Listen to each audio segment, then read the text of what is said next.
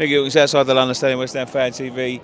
Boy, I've been to some shit games this season, but that tops a lot. Poor, poor, poor. Absolutely terrible. I mean, what is there to say after watching that? Again, this game typifies our season, Nicky, where it's an opportunity missed. Other than 3 teams in this division, the top 3 teams, everyone else has been inconsistent. And when it comes to chasing Europe, we've been given another opportunity again to win a game that's winnable at home in order to go into 6th place, and we didn't take it. If you look at that team, other than 2 players for me today, everyone needs to look at themselves. Other than Antonio, who was definitely our best player but missed a really easy chance. Other than him and Kunis, the rest of them need to look at themselves. James Ward-Prowse, poor. Alvarez, poor. Always looking to take an extra touch. Centre-backs, poor. Muniz for Fulham just absolutely bullied them. Bullied them all day long. And it was just terrible.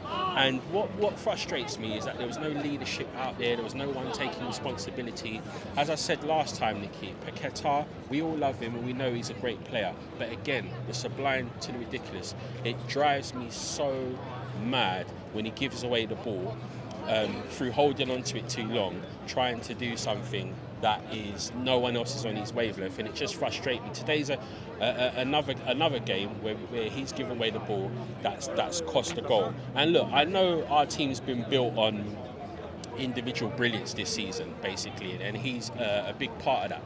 But also, there are other parts to his game that are contagious. Flicks, tricks. We've got other players in the team that are also trying to do that don't have his ability, and end up giving away the ball.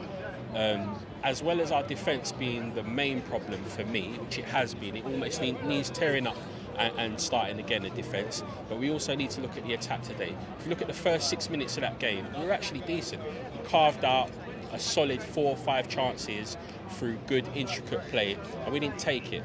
Antonio missed from 4 yards because he wanted to make sure and he put his foot through it. Ward-Prowse with a header. We had our chances. And Fulham, they are a good side, but they didn't need to do anything today. We basically provided them with an opportunity due to another unforced error that made them get a goal. And then it was role reversal. They just basically thought, we'll let West Ham have the ball, we'll hold our shape. But I think when you look at all of that, mate, the lack of plan B, I mean, even the lack of depth. You look at the depth that they've got. Yeah, it's coming to bite us in the. It's tearing us apart at the seams. Yeah, it is. Look. If the truth be told, look, my interpretation, and it's just my view of the squad depth. We had a situation back in January where I reckon the manager had his eye on 1 or 2. We had 2 players that were probably banging on the door wanting to leave, that being Fornells and Ben Rama. Now that left us in a really big situation, because if you've got 2 players that don't want to be around, you can't keep them. So them leaving creates a big problem.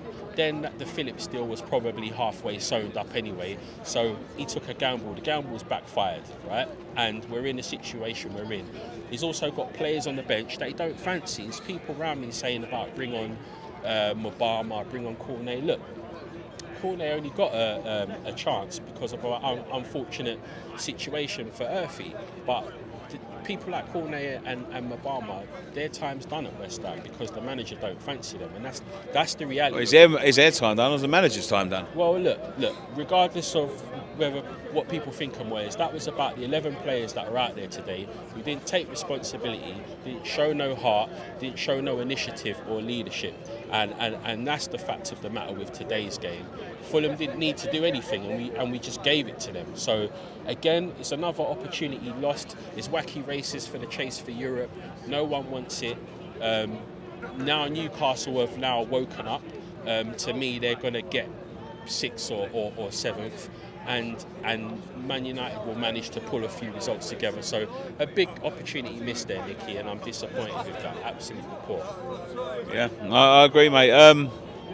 Let's see how it goes. Yeah, look, we just move on to Thursday now, but for me the business lies around where we finish in the league, because it's important that we get European football next season, however that comes. I think with us and Arsenal, a couple of teams in Europe not getting positive results, it then sort of impacts the whole permutations of what country gets how many spots in Europe. So Germany look like they'll take that spot with how things lie at the moment, which means English teams might not get the 5th place. So at the moment, we're battling for Conference League, or arguably the last Europa League spot if we manage to pull our finger out. But it's going to be a tall order. But we get Conference League. Listen, I'll take that. To be in Europe 4 years in a row, I will take that at this point. And I think that is the level that we as fans want to maintain, is European football. And then what happens after that,